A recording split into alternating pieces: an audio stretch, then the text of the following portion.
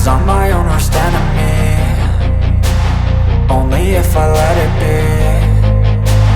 I can control anything if I can just think carefully. I control my destiny.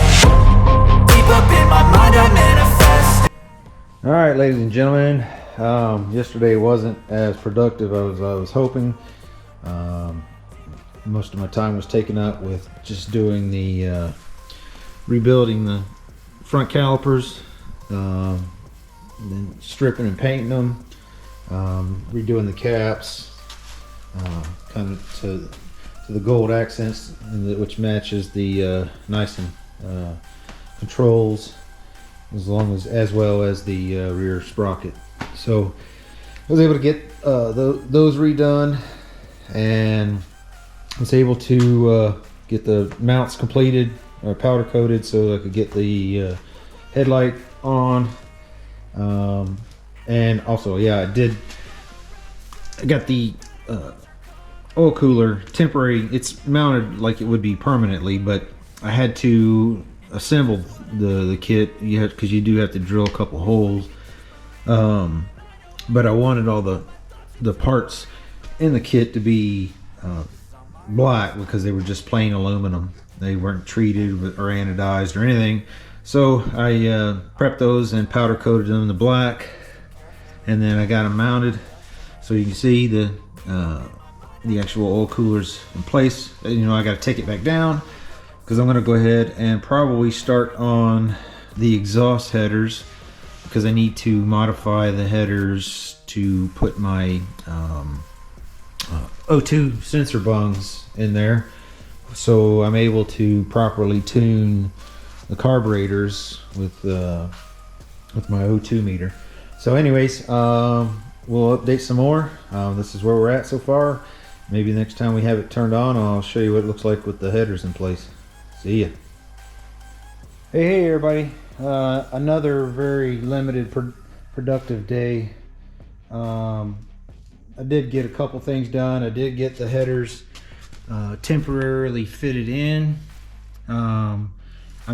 The original accumulator has like a bung or a rubber grommet dampening thing that goes in it, and it was missing from the original one, so I had to order one today. So right now I just got the back end of it, the wire hanging up with a piece of wire from the mount, so I could fit the headers in place. I bought the Delcovic complete exhaust system for the FJ, and I bought the flanges. Now I don't know if Delcovic just really didn't think about this at all, but their flanges are thinner than the original flanges, and basically this nut's all the way butted up against the shoulder on the bolt. The header's tight, but I can't tighten it any more than that. It's not even it barely even makes contact, but it's tight enough to keep it from moving. So I'm gonna have to machine a bunch of spacers to put behind these nuts, because the original factory nuts are like they're just a round nut that has threads through it, and then there's a hex right in the round portion of it. So you can't go down far enough, because then it pushes your Allen wrench out of the socket. So I'm gonna have to machine some spacers to go onto these plates. So it would, I have a little bit more torquing ability for the exhaust gaskets. And another thing that I did, I welded the bungs in place to match the stock headers, but I did it with a modern O2 sensor size bung in here. So those got tigged on today in place. And I also modified, I don't know if you can see it in the video, I modified the clamps so that these can be taken, the flanges can be taken off. So if you ever want to polish the exhaust pipes or whatever, you don't have to deal with that thing rattling around on there. So I did that to all of them. So I'm able to slide it off. It's not going to affect how it clamps down on there. You shouldn't have to make the things bow in the first place. So if you got good exhaust gaskets, that's more than ample to get that done. So pretty much the oil cooler is permanently mounted at this point. I've already tightened in the hoses, so everything is all set here. And I had put the rear set on because I was playing around with the exhaust. I'm gonna have to play with the up tube a little bit because, like I said, it was meant for a stock FJ, and I want the exhaust to come out at a different angle. So more on that later on.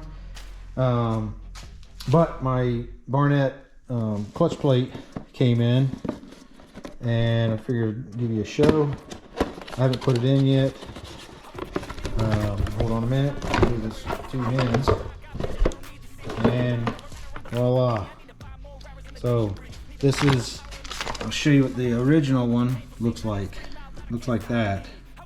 So this replaces this plate and these screw assemblies with this nice blue anodized clutch plate. And if you remember, or if you've watched my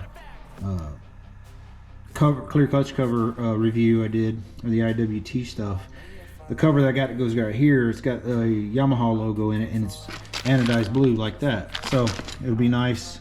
So this will go on there. So now we're ready to install this and then put the clear clutch cover on, and basically all the covers, and finalize, button up the engine. So yay, it came in, so we'll be able to move on to that. So anyways, that's the touch base for this episode, and we'll stop this one, and when we come back, I'll most likely have this installed with the covers. I'm hoping within the next day or two my grommet comes in for the exhaust, and we'll start working on that.